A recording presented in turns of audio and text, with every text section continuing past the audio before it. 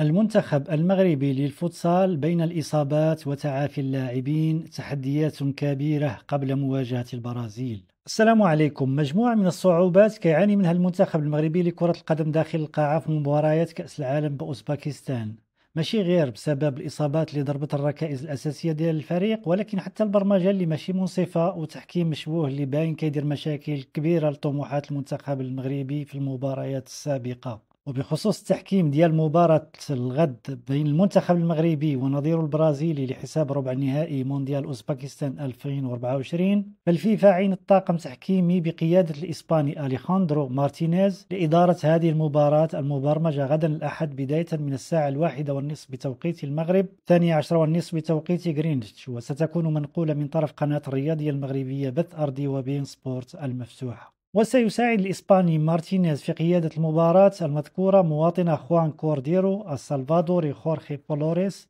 الإماراتي فهد الحسني، والكوستاريكي دييغو مولينا. ونتمناو باش يكون طاقم التحكيمي في المستوى باش يحمي اللاعبين وما يكونش متحيز ويغير النتيجة. ما تنساوش لايك واشتراك، وشكرا جزيلا من الأعماق.